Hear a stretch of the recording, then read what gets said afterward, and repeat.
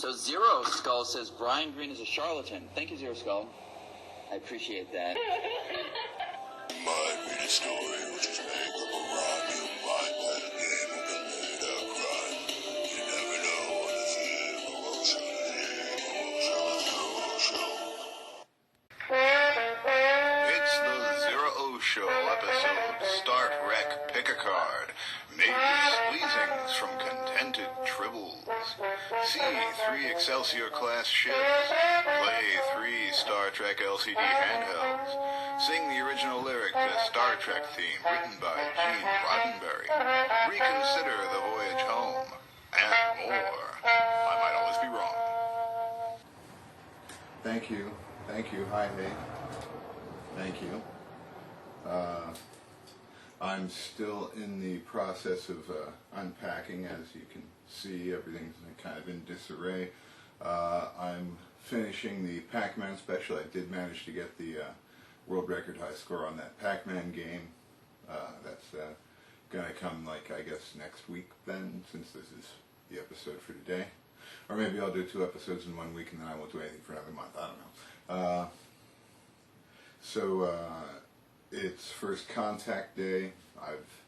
In the past, my celebration of First Contact Day has pretty much been watching First Contact and wondering about human future in the stars and who Ephraim Cochrane is and all that sort of thing. And like, what is the future? What is a prediction of the future? Will there be nuclear war before will we have to undergo a nuclear war before we are able to move forward as a species? I don't know. But it's First Contact Day, it's Star Trek time. I am not a Trekkie. I am what Gene Roddenberry would refer to as a Trekor, a casual fan. Someone who knows the characters and understands the plot to the story, but lets it go at that. And then, of course, there are Trekkies who like explore all the facets of the show, who become part of the show, who, for this video, would tap this and say, "Beam me up, O'Brien," and then they'd put in a special effect of themselves being beamed out. So this isn't like a Super Trek fan episode. This is just my fandom, how I like Star Trek. I'll show you some games, some toys, some miniatures, and we'll talk about Star Trek IV, The Voyage Home, which is my favorite Star Trek movie, really. I think it's a lot of people's favorite. Alright, well, stick around. I hope you enjoy the show. So this is the USS Excelsior, NCC 2000. Helmed by Captain Sulu.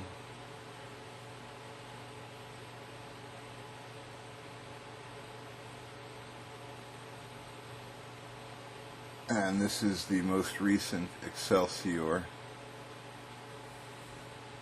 that I have gotten. And I'm very happy to have it. It's beautiful. It's from Micro Machines. It says it's got the Galoob mark on it. LGTA there. And then this one is the same size, but it does not say that it's made by Galoob. It has no maker's mark on it, and I don't actually know who made it. I got this one because I thought I was getting the Excelsior, but it's actually the NCC 1701B, which is an Excelsior class ship. It was listed as USS or Federation Excelsior, and lower down there it's like Excelsior class Enterprise B, and I just saw the thing and it was like, oh, look at that, it's the Excelsior. But you can see that there are some structural differences between the Excelsior and the Enterprise B. There's these added sections here. there's this flared edge here, which is not on the Excelsior. And it's the same size, but it's not made by the same people, and I don't know who made it, but I am happy to have it. And then this is, of course, the USS Hood, which is the ship that transported much of the crew to the Enterprise, or transported much of the crew to Farpoint Station, where they were transferred to the Enterprise D. There's the Enterprise D back there in battle against the Klingons. And the Hood is from the Playmates Star Trek Inner Space collection. It's got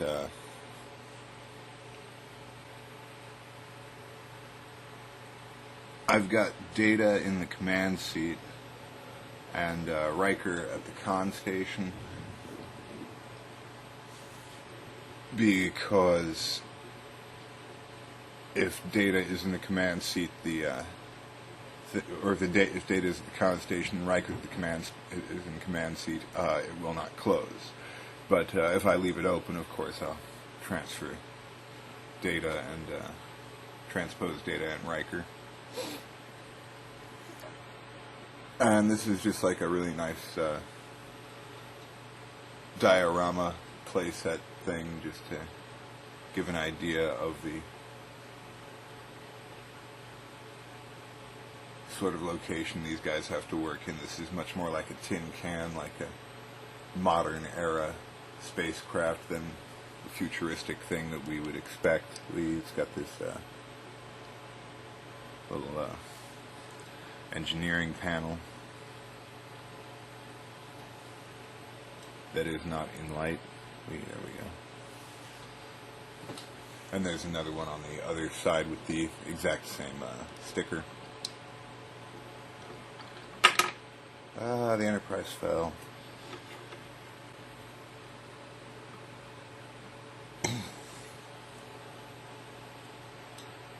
As you see there. And through the view screen, we've got a Klingon bird of prey. I've got two birds of prey back here.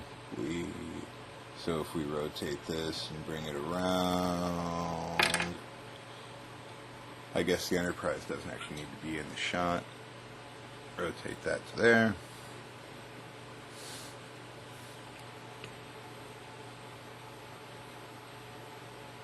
And it's the situation as it is. I don't know, I just like the Excelsior class ship. I always thought it was it looks fast, it looks sleek, it has this beautiful,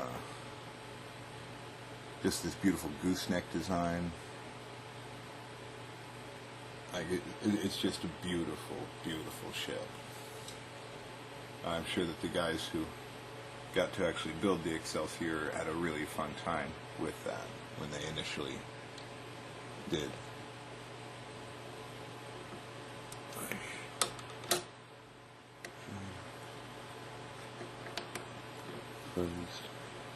And so we've got the Hood, we've got the Excelsior, and the Enterprise B.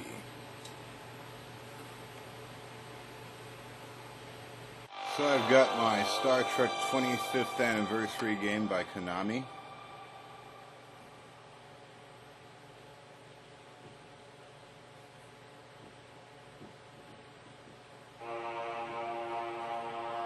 This is a notoriously difficult game.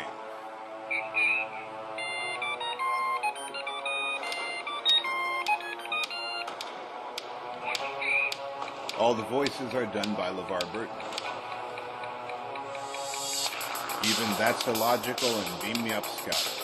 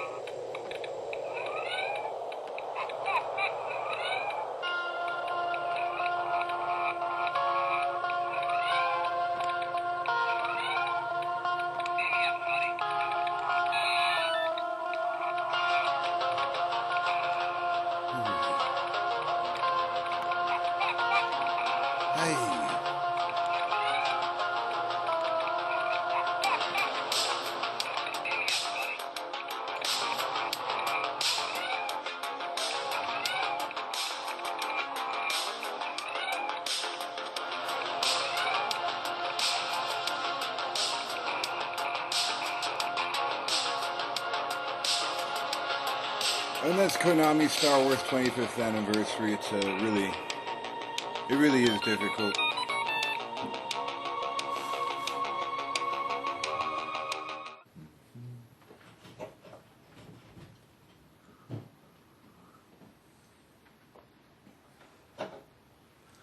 So in a previous episode, I talked about Star Trek IV: The Voyage Home, and how Spock was really the only person, not only who was necessary, but the only person who could actually have done anything, because it was he who identified that it was the whale song, it was he who figured out when that particular whale would be alive, it was he who convinced convinced Kirk to try the time travel thing. It was he who mind melded with the whales to prepare them for the incredible experience of being teleported onto a spaceship and then doing time travel. And it was Spock who figured out that they could use radiation leaked from a nuclear sub to re-amplify dilithium. So really Spock was the only person who was necessary to actually complete the mission, aside from those who were necessary to like negotiate and interact with humans on more than a superficial level. Like they had to,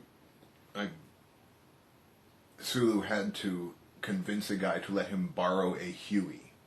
Like, but you don't just get to borrow people's helicopters. That's not a thing. Spock could probably not have convinced someone. Excuse me, can I use your flying device? Yeah, that's not going to happen. Like, you need people who can convince others, I guess manipulate others to perform tasks for them in order to accomplish universe-saving activities, I guess. So I thought about that movie quite a bit throughout my life, and one thing that I always thought was that if Spock had failed in convincing, or if Spock had failed in getting the whales, or if the whales had died, or something like that, the thing that Spock could have done to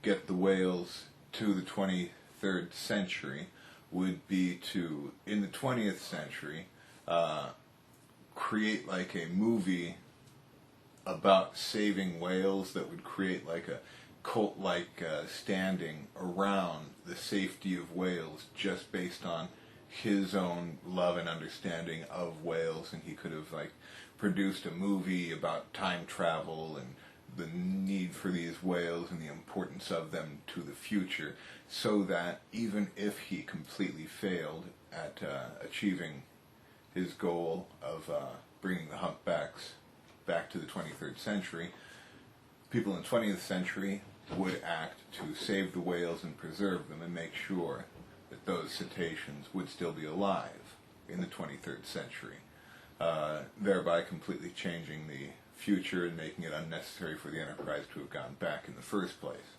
And then the Kelvin timeline splits off from that. Yeah, it's a weird thing. So, if Spock had failed, then the world in which we live would be the best option for him to ensure that the whales would get there. I don't know, it's just one of those other things about Star Trek Voyage Home. That's just my favorite Star Trek movie. Happy First Contact Day.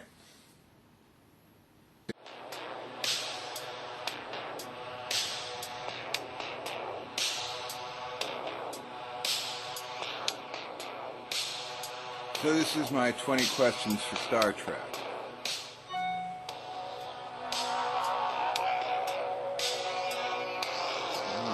Okay. Is it a place? What should I go for? Let's go for Reginald Barclay.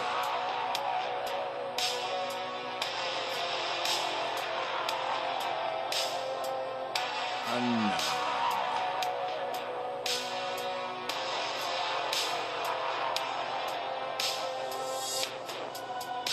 Yes.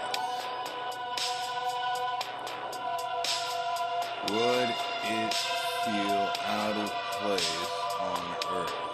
No, he's perfectly comfortable on Earth. Is it usually with the landing party? No, that's not his thing. Is it human? Sometimes. There are times he hasn't been human. Does it make others laugh? Yes. Has it ever been caught lying?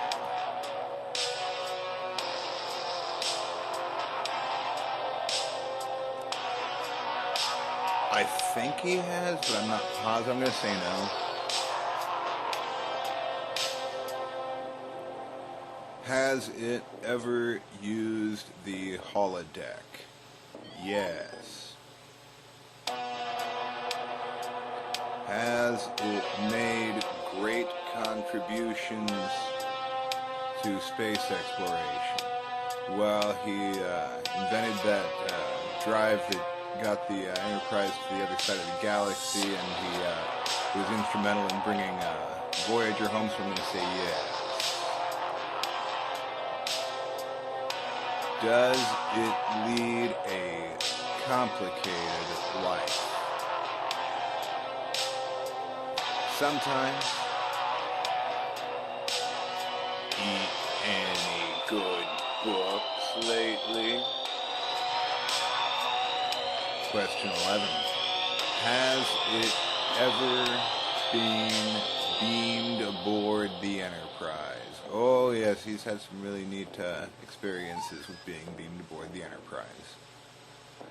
Question 12. Does it stand out in a crowd? Sadly, no.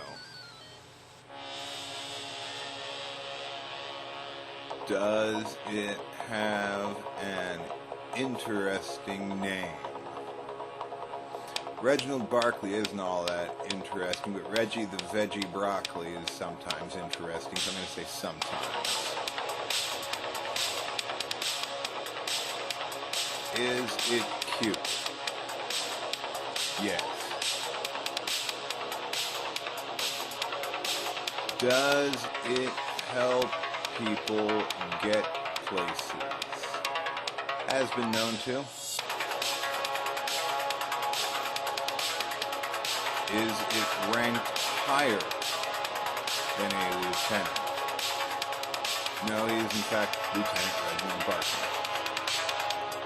I can tell you did poorly at the academy. Well, I didn't go to the academy. I went to the Daystrom Institute. Bleh. Question 17. Does it prefer to work alone? Sometimes. I don't think he actually prefers that, but he winds up that way. Is it close to its family? I honestly don't know.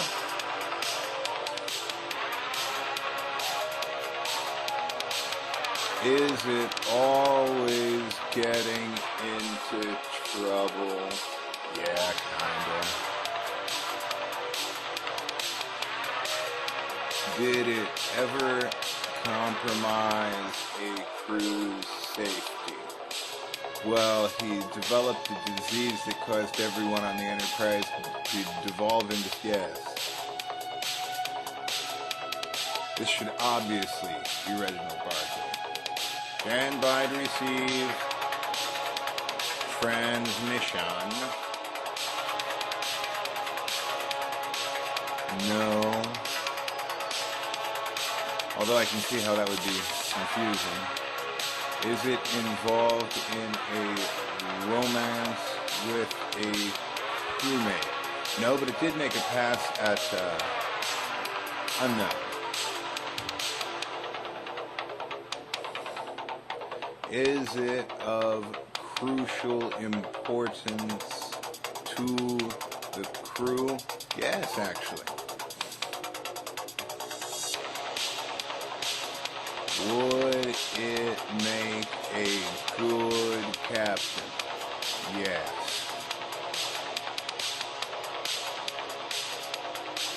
Has it ever considered leaving the Enterprise?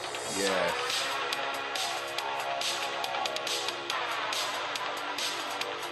Does it wear a red shirt? No. The time for games is over. It's Reginald Barclay. Yes, you got it. To deny the facts would be illogical. I win. Resistance is futile. No. So one of my favorite things that I, being a casual fan of Star Trek, know is the lyrics to the original theme song. Gene Roddenberry has credit for as a writer of the original song, but he didn't actually write that music. He wrote the lyrics. And it really is like the laziest kind of songwriting you can do. You take a piece of music, dun dun dun dun dun dun dun dun, beyond the rim of the starlight. Like, just put a syllable at every beat. According to Jack Black of Tenacious D, not to be confused with the Western outlaw who wrote You Can't Win, the song is sung by Kirk's girlfriend back at home on Earth, waiting for him to come back. But I don't think that the lyrics actually carry that sentiment. This is because of the term never and forever. It is my opinion that the song is actually being sung by one of those star women who teach such strange love. And Kirk came to her world, loved her, and left. And he will never come back. And she knows that, but she waits anyway. Beyond the rim of the starlight, my love is wandering. Hold on, I'm gonna sing along with the Tenacious D version, because it's the only actual version that exists. Beyond the rim of the starlight, her love is wandering in starlight. She knows he'll find in stark-lust reaches. Love, strange love that a star woman teaches. She knows his journey ends never. His Star Trek must go on forever. But tell him as he wanders the starry seas, she says, remember me.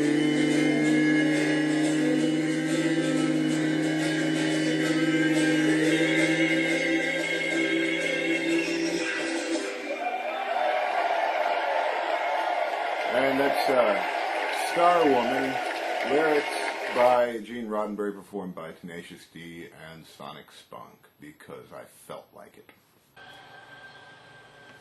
So I've got my Star Trek The Next Generation Tiger electronic handheld game. Let's play this thing.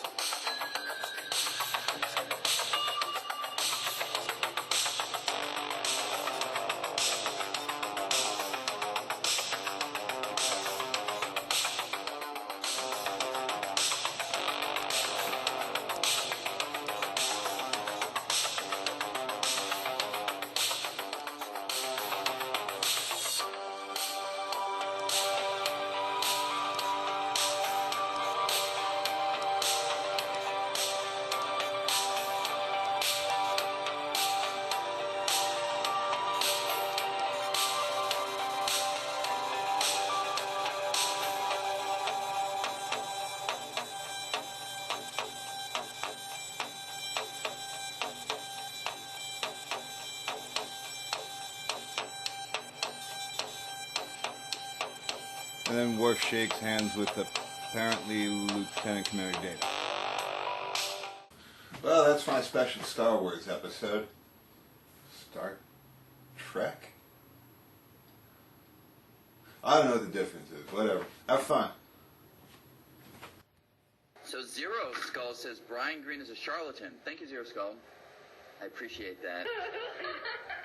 Might be a story which is made up around you.